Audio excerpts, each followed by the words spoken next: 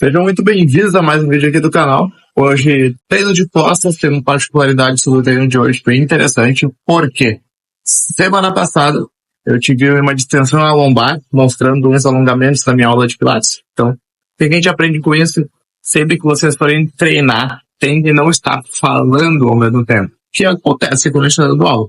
Estava dando aula, estava falando ao mesmo tempo, por mais apurada a técnica que esteja e capacidade física de fazer, pode acontecer, isso tem uma distensão muscular. É do jogo. A prática de exercício físico tem isso. Tu pode te machucar fazendo. Como?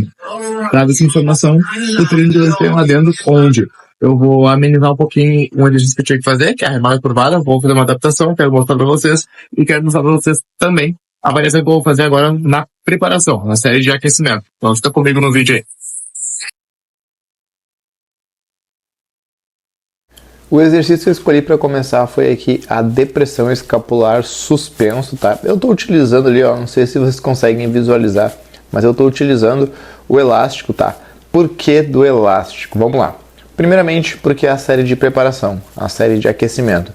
Então eu não viso aqui uma grande fadiga sistêmica, eu não quero que o meu corpo canse além do que precisa. Eu quero somente a ativação da musculatura que eu quero trabalhar no dia, no caso, a região dorsal, a região de parte de trás do corpo. Então eu estou fazendo um trabalhinho da região escapular ali, estou fazendo a depressão das escápulas, né, que é quando a gente abaixa as escápulas, estufando o peito. Por quê? Porque eu vou aplicar isso diretamente nesse exercício, ó. Observa que eu começo esse exercício da mesma maneira, ó, baixando as escápulas, estufando o peito, trazendo a barra em direção ao peito, mas não encostando, tá? Então sempre começa o movimento das puxadas pela escápula. Isso vai manter a segurança da tua articulação dos ombros, tá? A articulação do ombro tem uma característica muito interessante, que é a facilidade que ela tem para gerar desconforto, para ela ficar desconfortável quando tu não tem essa postura do peito estufado. E aqui, garotinho, eu vou deixar uma dica para tua vida. Em todos os exercícios de membros superiores, repito, em todos os exercícios de membros superiores, tu precisa da postura do peito estufado, porque o peito estufado mantém as escápulas próximas, que aí facilita a estabilização delas, tanto para gerar movimento, que é no treino de costas, que ela tem que se movimentar, quanto para estabilizar o movimento, que é no treino de peito.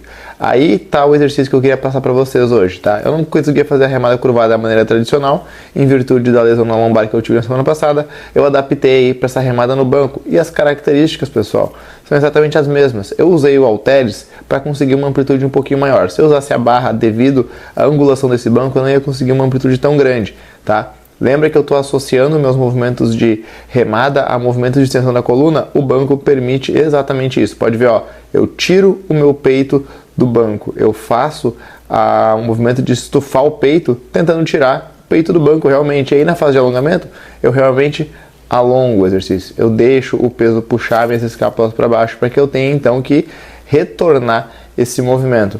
Podem ver que estava uma carga já considerável. Eu fiz 3 séries, exatamente como eu faria na remada curvada, aqui de outro ângulo, tá? Com o dumbbell de 30 kg, ó, alongando o máximo possível, mas sem os ombros rotarem, não precisa do ombro cair lá para frente, tá?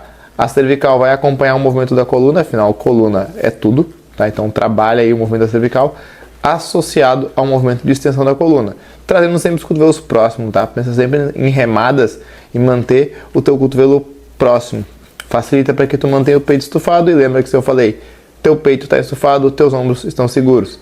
Exatamente a mesma coisa aqui, ajustei a remada ali, eu coloquei o strap para fazer, peito estufado, né, postura em neutro. Agora eu vou começar o movimento de forma dinâmica, trazendo a coluna para trás, aproximando as escápulas e sempre mantendo o peito estufado. A mesma regra eu aplico aqui, ó, eu puxo o apoiador, mas eu não encosto ele no meu abdômen, tá? Eu não quero gerar um ponto de descanso, eu quero gerar tensão. Então quando eu estou puxando e travando, eu estou fazendo aí um pico de contração, que a gente chama essa técnica, que é para direcionar melhor para minha musculatura alvo, que é das costas, tá? Então puxa, controla e controla também o retorno do peso. Não é criar um balanço de qualquer forma, afinal a gente está direcionando com o exercício de puxar, aí no caso o de remada, direcionando a musculatura que a gente quer atingir, que é a musculatura alvo do treino, que é a musculatura das costas. Aqui mais uma adaptação que eu fiz nesse dia para poder treinar costas de maneira estável, que eu não fosse exigir da minha lombar. Eu tinha que fazer o pull down, então eu fiz aqui o pull down de uma maneira adaptada. Eu coloquei o banco aí a aproximadamente 45 graus, utilizei da corda ali, do apoio e o meu strap para aumentar um pouco o braço de alavanca, né?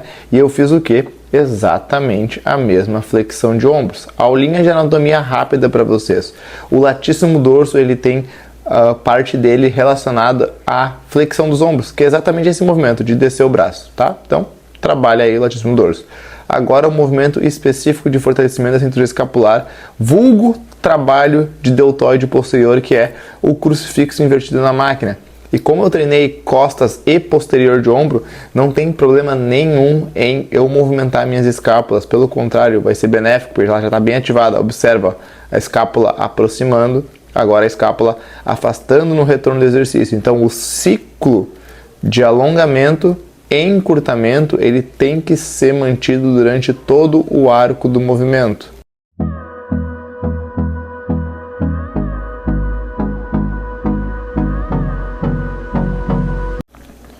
E aí eu finalizei o treino com o treino de braços, bíceps e tríceps, ou melhor dizendo, um treino bisete de músculos antagonistas. E por que a gente escolheu esse formato nesse período do ano? Eu não tenho uma grande dificuldade de desenvolver braço. Logo, eu não preciso de muito volume de treino na semana. Eu coloco um estímulo, dividido em 2 dias. É o suficiente, 3, 4 séries em cada dia. Nesse dia aí, 3 séries de 15 repetições e é o suficiente. Por que o formato bisete? Por que esses 2 músculos vão trabalhar agora no final do treino? Porque o braço, tanto o bíceps quanto o tríceps, eles auxiliaram muito nos movimentos de costas. Quer ver um exemplo? Nos movimentos de flexão de ombro, como o pull down ali que vocês viram na corda, o tríceps trabalha bastante. Nos movimentos de remada, como vocês viram sentado ali, puxando em direção ao peito, ao abdômen, o bíceps trabalha bastante. Então, já está pré-fadigada essa musculatura, não precisa de um grande trabalho isolado. Então, tem várias divisões de treino que a gente pode encaixar. Essa é uma que a gente escolheu para fazer nessa época do ano. Não tem uma verdade absoluta, mas tem a maneira de se pensar com um senso crítico. E é isso que eu quero que vocês se desenvolvam acompanhando esse perfil. Se você quer ver mais vídeos como esse, sigam a gente aí nas redes sociais, nosso TikTok, nosso Instagram. Tem dicas todos os dias lá sobre treinamento especializado.